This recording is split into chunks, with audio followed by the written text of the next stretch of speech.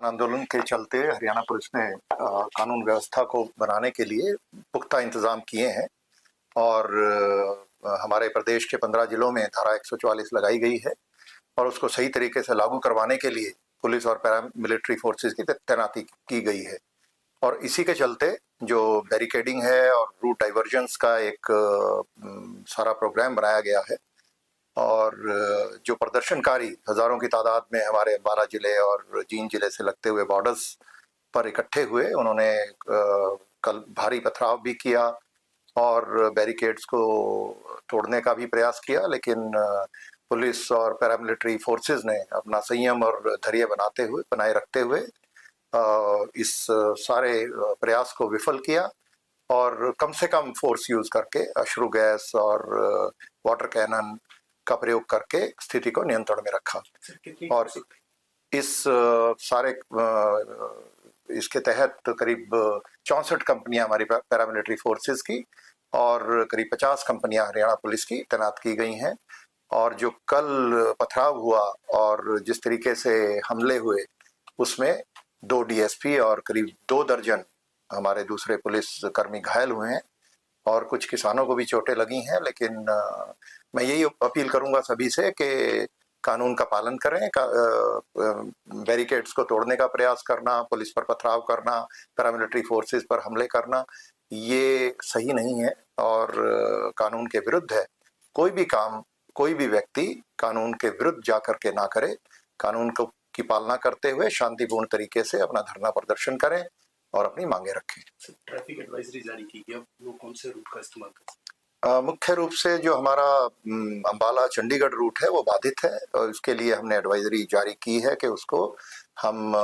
जो साहा और लाडवा इंद्री के रास्ते से करनाल चंडीगढ़ से जा सकते हैं और इसी रास्ते से करनाल से दिल्ली की तरफ से आते हुए करनाल से इंद्री, लाडवा और जो यमुनानगर हाईवे लेकर के हम साहा के रास्ते से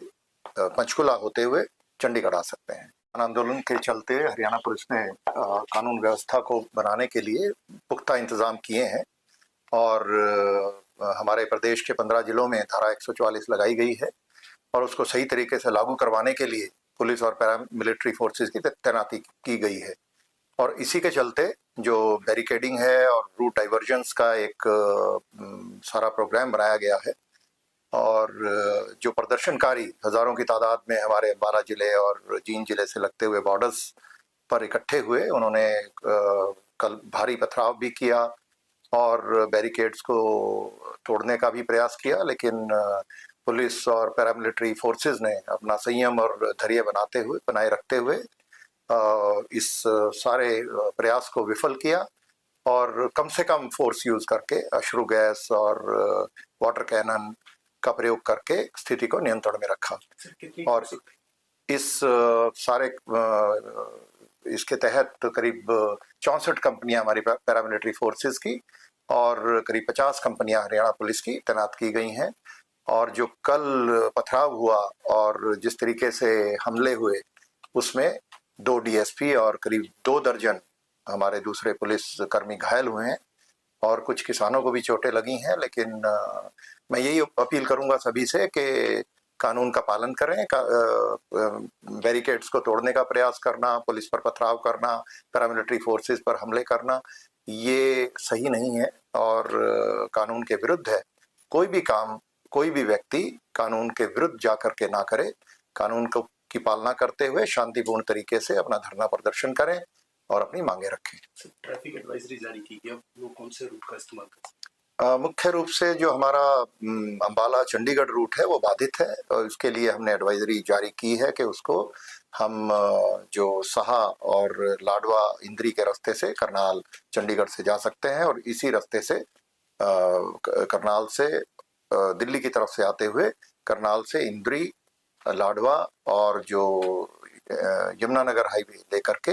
हम साहा के रास्ते से पंचकुला होते हुए चंडीगढ़ आ सकते हैं।